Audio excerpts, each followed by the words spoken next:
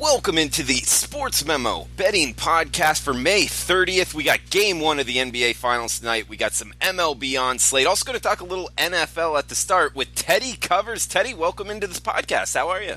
I'm doing all right, Drew. How about yourself? I'm doing good, man. We got game one of the NBA playoffs in Canada for the first time ever. We got a bunch more than you would think for a Thursday night MLB slate. But first off, Teddy, wanted to talk a little NFL and a process that you have that has made yourself, made the clients a bunch of money. 87-35-3, 71% since 2001. A lot of people out there know what I'm talking about. It's your NFL season over-under season wins report. That's your record. I mean, 71% since 2001 speaks for itself. And also, Teddy, it's not only, the record piled up in the beginning and you kind of gave a lot back. In the last 7 years, you're 26-8-2, 76%. That's the last 7 seasons. So really just wanted to ask you, what's your process here at the end of May, getting this ready for release within a month? I expect we're going to go that this report will be ready at some point in June, and we don't have a specific date yet. But we're 5-0 last year, 16-4 the last 4 years. What do you say, 26-8 the last 7 years? I mean, it's been very, very consistent over the years. And you ask me, what's the process? The process is you work all summer. I mean, this is not a report that comes out of nowhere. I always start with last year. What I want is a very clear assessment of how good a team actually was. So I'm not necessarily looking at final scores. I'm always looking at how tough a team's schedule was, what was their opponent's power rating on the week that the game was played. At the end of the season, you say, oh, they were 5-11, they stunk. Well, you played them in week 4 and they were 3-1, 2-1 at the time and looked good, and they still had a healthy quarterback. And then you play them in December and they lost 8 in a row and they're decimated with injuries. I view those two opponents as being very different. The markets grade them as the same. They just look at the team at the end of the year. That's their record was. That's how tough your schedule was. I go through it game by game, so I get a good assessment of how teams act, a baseline power rating for what teams actually were a year ago. That's how I start. And then you start to look at the offseason moves. And you grade out. I always make a list at the end of the regular season. Hey, this team needs this. That team needs that. And I go down and I make a list for all 32 teams. I also look at stuff from other beat writers and the like to get their assessments. And then at the end of the period where free agents is done and drafts are done, hey, did they fill those goals? Did they meet their needs or didn't they? And then you make your assessment there. Then you look at this year's schedule. And again, you don't base on toughness based on last year's numbers. You based on toughness based on this year's season win total. So I adjust all my numbers to factor in this year's win totals, and the juice gets factored in as well. People are like, oh, they're lined at 10 wins. Well, they're lined at 10 wins over plus 150. It's a big difference than 10 wins over minus 160. A lot of people don't factor that into their numbers. I do.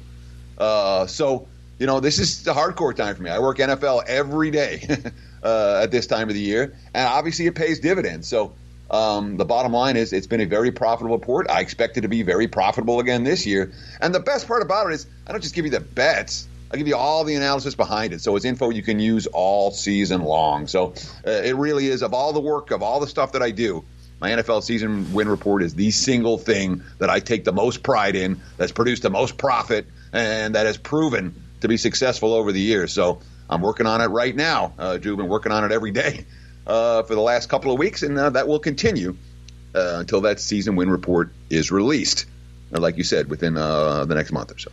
Yeah, within the next month. And, guys, it's on sportsmemo.com. I've been kind of poking Teddy for what plays he's kind of looking at here, and he's pretty tight-lipped. So it's really just Teddy on it, and hopefully he opens up a little bit in the next 30 days or so. But, guys, check it out. It's 87-35-3. That's 71% since 2001, and of course off of last year 5-0, 100%. So check it out at sportsmemo.com. It's his NFL season over under wins report up there and available for the clients. So guys, we got the NBA Finals game 1 up, and Teddy, you've been good in NBA as well, man, since February 12th. 47-32. That's 59%. on the hardwood. We got game one tonight, Golden State at Toronto, 9 p.m. Eastern, 6 p.m. Pacific on ABC. This total 213 here, -1 or -1.5. Toronto north of the border. Opening thoughts here on the Warriors at the Raptors. So there's a lot to talk about for Toronto and Golden State. And it's certainly a unique scenario in which the game one favorite is not the series favorite. The wise guys are all over Toronto in this game, and the public is all over Golden State. This is a clear, sharp, square dichotomy. And, for like a Monday Night Football game, I'd be worried about that. For the NBA Finals, if you like the square side, I wouldn't worry that much. We've seen the Sharps lose every bit as much as they win at this time of the year. That being said, there is a clear dichotomy for this game. Public on Golden State, Sharps on Toronto. Now, the latest news is that DeMarcus Cousins has been activated for the Warriors. So OG Anunoby may get a shot for Toronto tonight as well. But obviously, when we're talking about the pantheon of which player is going to affect the betting markets more, Anunoby is not going to affect the markets. And DeMarcus Cousins, in theory, would affect the markets. But so far, the markets are paying, saying, yeah, he's active. We don't care. It really has been a deluge of wise guy money on the Raptors. Some of this has to do with the layoff. Golden State having been off for 10 days. So I went back and looked at every playoff run they've had during this current streak of success, and the layoffs haven't mattered. The Warriors have been pretty good in game ones. They've been pretty good on the road. They haven't been on the road in game ones, but they've been pretty good on the road, and they've been able to take control of one series after the next with a game one victory. And even when they've had extended layoffs, this Golden State team has been able to play very, very well. And look, when you look at the history of the teams that reach the finals off a championship season the year before, if you get back, you tend to win. And, that's really, you can go back for the history of the NBA, and the teams that don't defend their titles usually don't defend their titles because they got knocked off before they got to the finals. So I can see why Golden State is as big a chalk as they are. But all that being said, they played the Cavs every year. And that Cavs team, they've been flawed every year. It's not like the Raptors don't have flaws. But when we grade out Toronto's roster in comparison to what we've seen Golden State face in every recent finals, Toronto's a notch or two better. And certainly maybe more than that. Maybe 3 notches better. Of course, they don't have LeBron, but they've got Kawhi, who's been pretty darn good this postseason. But obviously, if we're talking about the Raptors winning the game and being competitive in the series, we have to talk about the supporting cast because it's not going to be Kawhi. Golden State has a defensive mindset that's strong enough that they're going to be this one guy isn't going to beat us. So it's got to be the Van Vliets of the world and the Ibakas of the world, and Kyle Lowry, who's had a very good postseason so far. Those are the role players that Toronto needs to step up. We know Golden State's role players can and will step up. They've done it before. For Toronto, it's been hit or miss pretty consistently this postseason and in recent postseasons. That being said, if the Raptors are going to make this a series, I think game one, as big as it gets, and of course with an NBA Finals that has never been north of the border before. You talk about the city of Toronto, they're in a frenzy for this ball game tonight. Of course, Golden State's handled plenty of opposing crowds that are in a frenzy before. Fascinating game. I'm involved with the play right now. You can get it at sportsmemo.com. Just $20. Visit the website and get on board. Yeah, check it out. Teddy's been good in the NBA, 47-32, 59% since early to mid-February there, so he's seen it well in the NBA. Teddy, I want to come back with a question on this total. We're seeing 213 or 213.5, depending where you're shopping, as high as 214 actually. And I saw a stat out there. It's 1 in 13 towards the under in game ones this NBA playoffs. I thought that was interesting. Might be a trend. Also, Golden State's been off for a while, so as far as there could be some rust, especially early. Toronto, tends to be a pretty good defensive team here. Iguodala might be a fairly good matchup on Kawhi. So for me, I'm not going to pretend to beat the NBA betting markets long term, but I'm looking towards the under here. And if you can get it as high as 214, would you talk me off of that? Well, it really is a fascinating total to talk about, because certainly we look at regular season numbers. Toronto and Golden State both elite on the defensive end of the court. Mm-hmm. Yet they both played at relatively fast paces. So you have elite defensive teams playing at a relative, playing with a little bit of tempo. Not crazy tempo, but some tempo. And, both those teams are ranked in the top half of the NBA in pace rating. So you look at the defensive efficiency number, you say, wow, they're great on defense. Toronto, number 4 in the regular season, Golden State, number 10. But you look at the pace rating and say, well, they're going to go fast. Hence some difficulty in the analysis for the game one total. All that being said, you look at the defensive numbers here in the postseason, and Toronto's been really good. Golden State's been mediocre. Now, admittedly, they played some pretty good offensive foes. The Clips got hot against them a couple times. The Rockets are as good an offensive team as you'll find in the NBA, and then Toronto didn't face a team like that in the postseason. But just based on the numbers here in the playoffs, Raptors do have the better defensive numbers, and the case for the under isn't quite as strong because Golden State's defensive efficiency hasn't been at the level that the wise guys like to pound an under in a real way. Teddy, great stuff as always, knowing the NFL, the NBA, and we're going to talk a little MLB for tonight's slate. We got some 7 Eastern and some 10 Eastern first pitches here. But guys, we do have a podcast coupon code, good discount here on his 7-day all access. If you use the coupon code TCPOD, that's TCPOD at checkout for his 7-day all access package, it will take $50 off. So check that out. You can get his tonight's NBA Game 1 play, any MLB plays, all of that included for the next 7-day all access on sportsmemo.com using the coupon code TCPOD at checkout. Teddy, let's talk some MLB. 957-958 Milwaukee at Pittsburgh. The Pirates hosting the Brewers here. Anderson versus Musgrove. Musgrove's been good full season. I think he got touched up his last time, or maybe it was 2 times out before. But we're seeing a total of 9, minus 130 for Milwaukee on the road. Yeah, Musgrave's been on and off. To start out May, his first 2 starts were as ugly as it gets.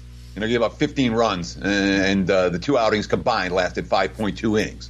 Then he won 2 straight dominant starts. Looked great. And then the last time out, 6 runs, 10 hits allowed, 1 strikeout over 5 innings, got bombed by the Dodgers. His quote after the game, ultimately, my stuff was just up in the zone. As the game went on, my stuff started to elevate. That's a concern, obviously, for Musgrave. And look, I don't like anything about this Pirates team right now. They've lost 7 of the last 10, and when they're losing, they're getting clobbered. All right, the 7 losses, they've been outscored 61-21. All right, non-competitive. They're in a fatigue situation today. They just played 4 games in 2 1/4 days at Cincinnati, and now returning home. And obviously not a tough travel spot from Pittsburgh to Cincy, but from being on the field, Brewers had yesterday off. And, Chase Anderson's been, he's a bullpen guy. He's lasted less than 5 innings in each of his last 3 starts. He's not going to go deep into the ballgame, but Milwaukee's a fair bit better than Pittsburgh right now, and the market's reflecting that with all the Brewers' money. Teddy, we got a good one here. Boston at New York, next game up, 961, 962. Chris Sale at J.A. Happ. 2 lefties going at it in Yankee Stadium tonight. 8.5 the total, seeing minus 140, minus 145. That's the Red Sox laying on the road here. This one, the feature game on MLB Network. And Teddy has a free write-up, detailed analysis at sportsmemo.com. I recommend checking it out. I read it. I agree with you here, Teddy. I think the Yankees can load up righties tonight against Chris Sale. Chris Sale, he is back to a certain extent. I think that he's normally a bet-on pitcher here. It's just in my opinion, the betting markets aren't pricing this Yankees team correctly at all. A plus price here at home. They're, 30-10 their last 40 games, Teddy? This team's on fire, making a lot of money for their backers. Any quick thoughts here on the Yankees-Red Sox tonight? Well, I mean, yeah, obviously you can read the full analysis at sportsmemo.com right now, and I made a case for the Yankees at the plus price. And a lot of it has to do with Hap's track record against these Red Sox. You know, Hap's numbers, they tend to be mediocre. The advanced metrics guys never like him very much. And yet, boy, he's owned this Red Sox lineup. And consistently, this year, last year, 3 years, 5 years, go back, he's had a really good track record. And all the key bats, not all the key bats, but J.D. Martinez doesn't have a good track record against him. Mookie Betts doesn't have a good track record against him. Xander Bogaerts doesn't have a good track record against him. I mean, a lot of the key contributors from that Boston lineup have struggled against Hap. Now, the Red Sox have hit lefties a lot better than the Yankees have. And Sale obviously has the potential in any given start to dominate. But on the other hand, I mean, the Red Sox have consistently lost for Sale this season. He got hit hard in his only start against the Yankees this year. And, you know, I continue to look at Boston. They're not stepping up well in class. We saw it again this last week. They played Houston twice. Lost 2 out of 3 to Houston. Lost 2 out of 3 to Cleveland. They're beating the weak. They are not beating the strong. And given Sale's track record this season, I thought this line was, I'm not going to say ridiculous, but it certainly pointed me towards the Yankees at the nice plus price. I agree with you, and it's the feature game on MLB Network. I'll be on the Yankees as well. We got another one here in the American League, Minnesota at Tampa Bay. Martin Perez coming from the left side, getting the start for the Twins versus the Tampa Bay Rays with Charlie Morton on the hill, commanding about a minus 140 price tag in the Trop tonight. Total of 8. This Minnesota team, Teddy, man, they continue hitting. They lead the MLB in home runs. I believe they won 20 games here for the month of May. So it's a hot team. It's a heck of a lineup. But going against a pretty good pitcher in Charlie Morton, how do you view this one?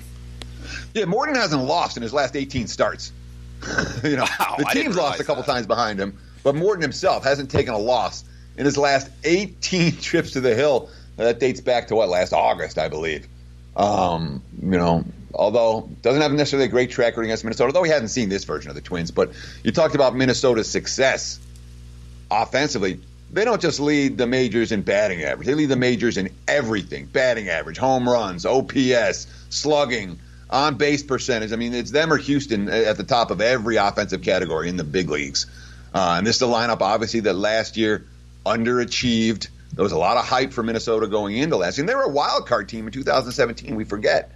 Last year didn't live up to expectations. This year, exceeding all expectations. Perez has been dominant. I mean, he's been really good. He's made me some money. Terrible track record against the Rays.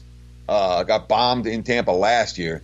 But so far this season, he's been, you know, he's allowed 7 runs in his last 6 starts. This is a fascinating game. I don't know what to do with it. My initial reaction was, hey, Tampa's the class here. I think Minnesota's, you know, been feasting on the weak in the AL Central. And Tampa's, you know, shown the ability to compete with good teams. But at the same time, you look at Perez and how well he's pitched and a plus price in front of the Twins right now, and it's hard for me to stand in front of that either. So fascinating game to consider.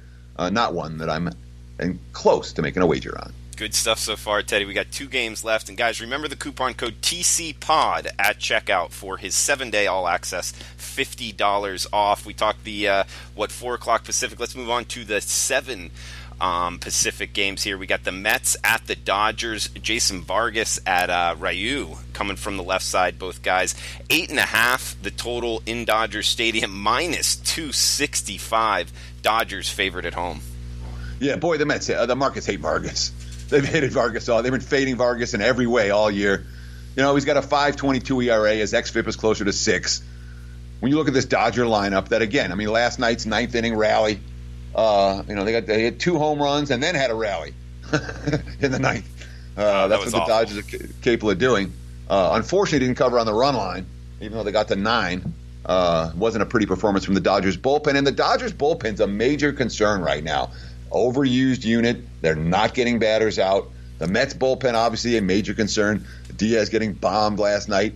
This total skyrocketed. This total was 7.5 at the open. We're looking at 8.5 right now. I wouldn't argue with that. 17 runs last night, including 7 dingers, 10 on Tuesday. 7 of the last 8 meetings have gone over the total. And Ryu, who was dominant, 4 straight starts where he was, I think he gave up 1 run in the 4 starts combined. Last time out, very hittable at Pittsburgh.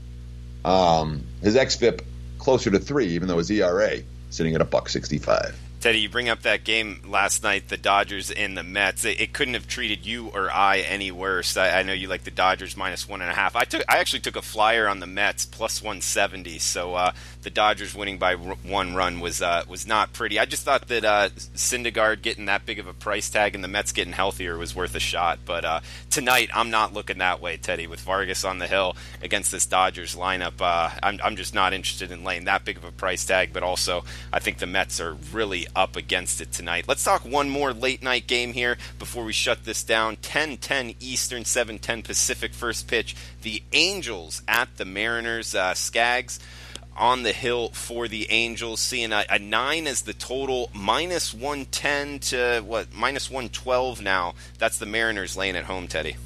Seattle can't be favored. I mean, remember, they started 13-2. Okay? Since that time, they are 11-32. That's bad. That's really bad. Yeah. That's bad. And it's every bit as bad now. I mean, what have they lost? 11 of the last 13 right now. They just sent JP, their starting shortstop, Crawford, onto the DL. Even though Tim Beckham came in and hit a 2-run bomb replacing him yesterday. But Kikuchi, great. Early in the season. The young lefty making his first round through opposing teams dominant. Well, now it's second look time. He had a second look against Oakland in his last start, and the A's battered him. Now the Angels get a second look against him, and they hit him pretty good in the first meeting. The markets are all concerned about Mike Trout. And Mike Trout, again, for position players, there's probably none worth more than Mike Trout in terms of the betting line. He might not play tonight. Well, they won their last game without him. With him. He got a walk in the 9th inning after he got hurt to spark an L.A. rally. I understand that Trout is worth a lot, but L.A.'s better than Seattle is right now, and they're underdogs in this game. And Skaggs, certainly a guy with more bet-on potential right now than Kikuchi in a second look against an opponent he's faced before. I can only take L.A. in this one. Yeah, Seattle's defense is also terrible, Teddy. You touched on it. I believe they lead the major leagues in errors as well. I agree with you. It's tough to lay any sort of price tag with Seattle. Guys, great podcast. Teddy, thank you for your time. Remember the coupon code TCPOD at checkout for $50 off his 7-day all-access package. Teddy, is there anything else you want to throw out to the listeners before we shut this down? No, I want to thank you. Thanks, guys, for taking time out of your busy day to spend with Drew and I. Appreciate all your support. Best of luck tonight. Enjoy the games. Hope you cash some winning wagers. Well said, Teddy. Best of luck to you as well. We'll be back tomorrow with Robbie Vino talking some ACC Conference college football on the Friday podcast. So come join us. Teddy, thanks for the time. Thanks out there. Everybody, best of luck with your bets.